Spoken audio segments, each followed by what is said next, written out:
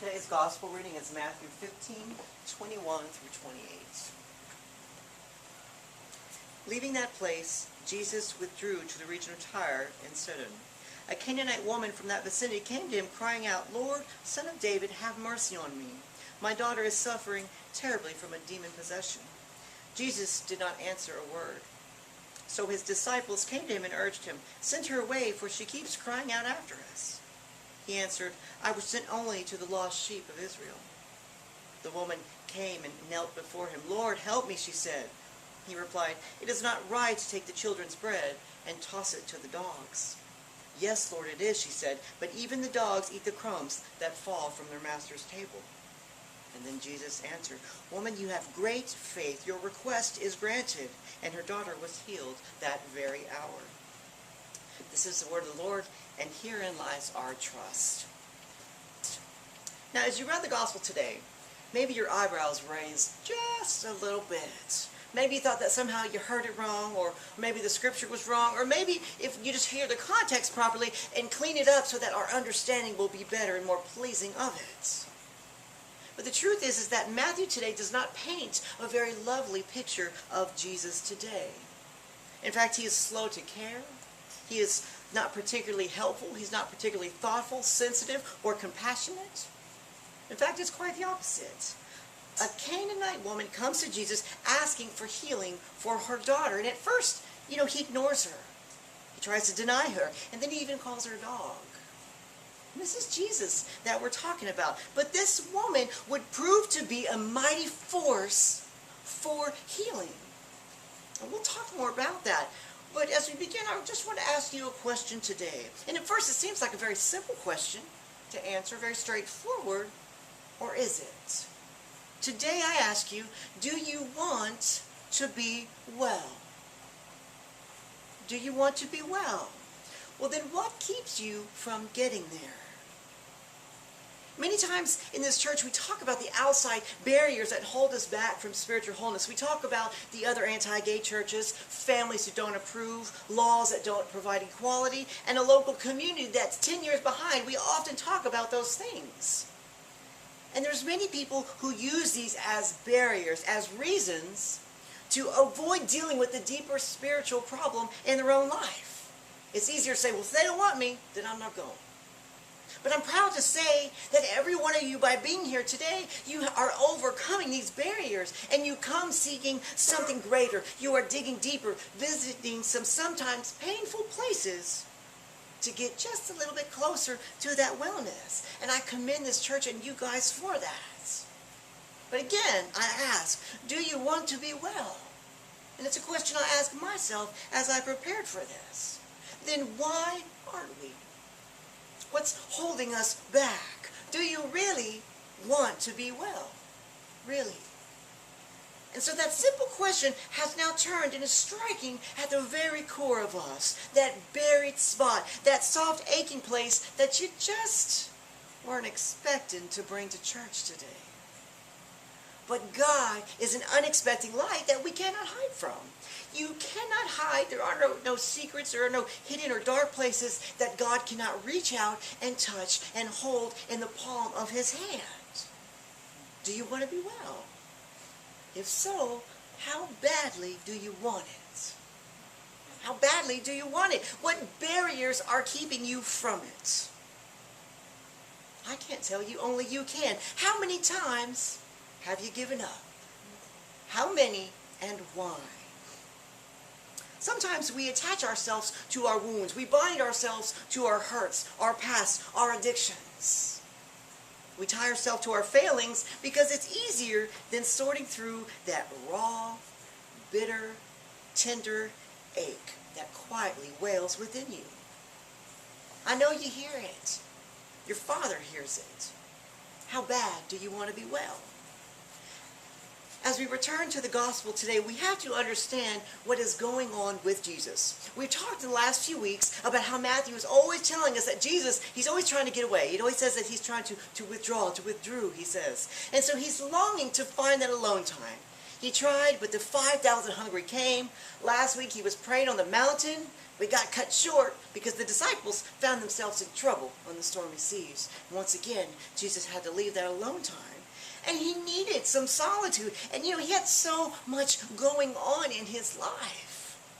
Jesus, he was tired. He was unveiling infinite godly plans through the limitations of a human body. He was dealing with delayed grief for his friend John the Baptist, and he was dealing with what exactly his death meant. You see, John the Baptist, he was the face of the religious uprising of the time. And where did that get him? It got him killed. So now Jesus is that face, the one, the voice, the new target to be taken down. And he was under constant scrutiny, and he was under relentless fire from the Pharisees and the Sadducees. They kept coming after him. Where could he go to find some solitude? Where could he go to rebuild that resolve, to face the challenges that lay ahead?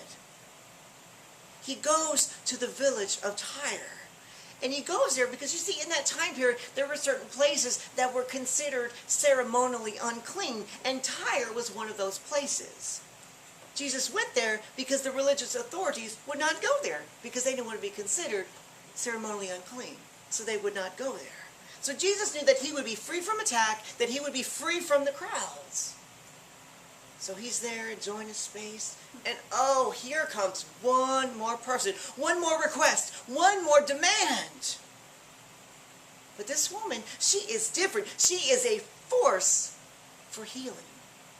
And many believe that she changed his ministry, that he saw something in her that changed something in him. And she said, "My daughter is sick, demon-possessed, and I need you to heal her. I don't care how tired you are, my daughter is hurting, and I'm going to do whatever it takes to remedy her pain, her illness. And Jesus, you're going to do it." She was bold.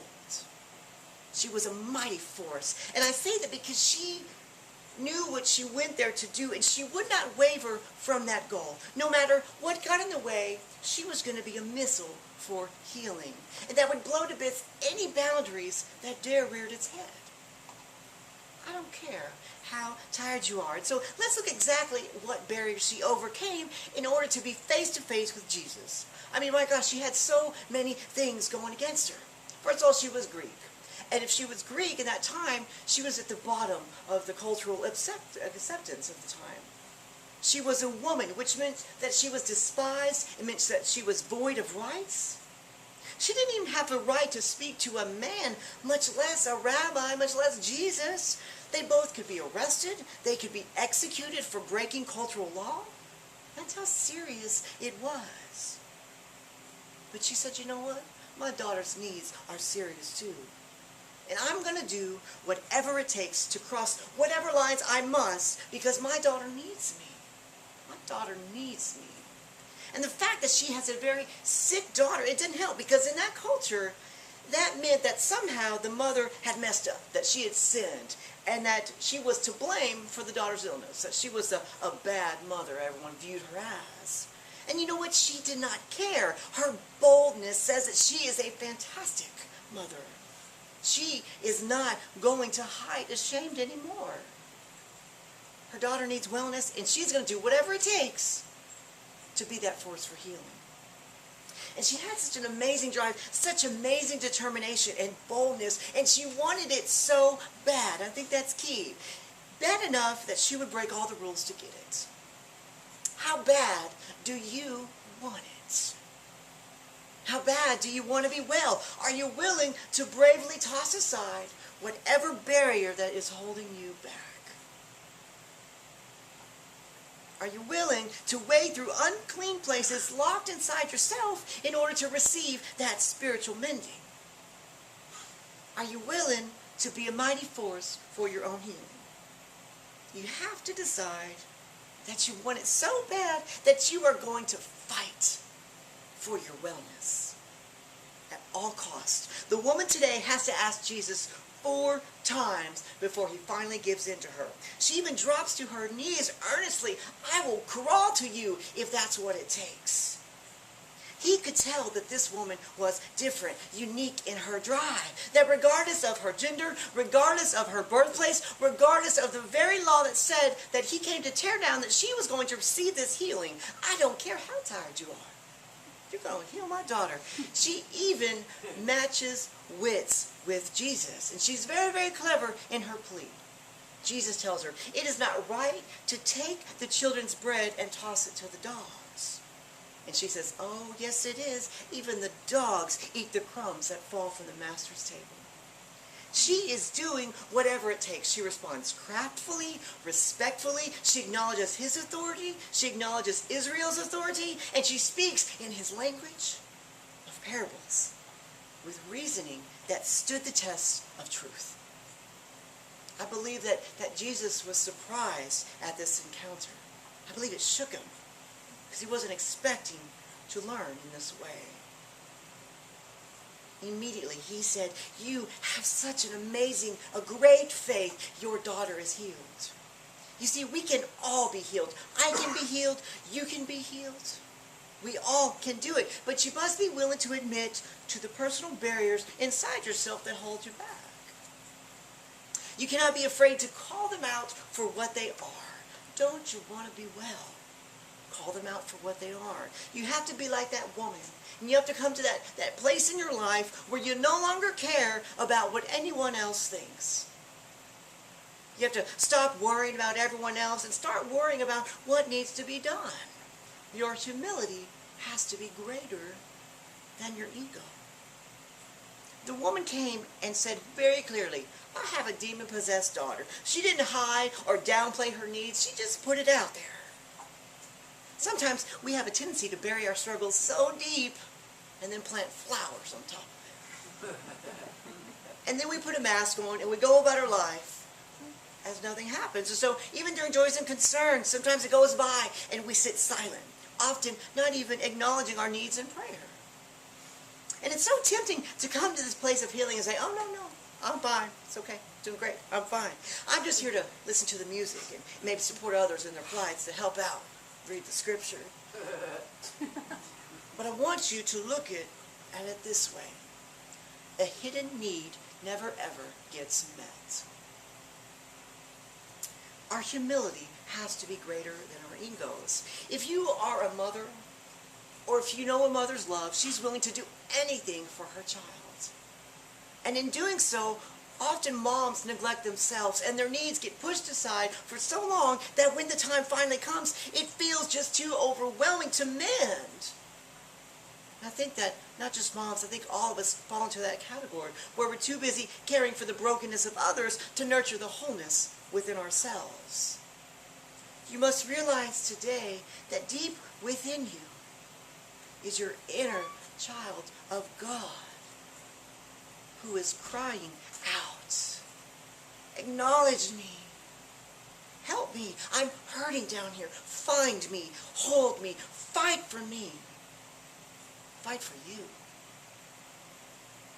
You must be that mighty force for healing for your inner child.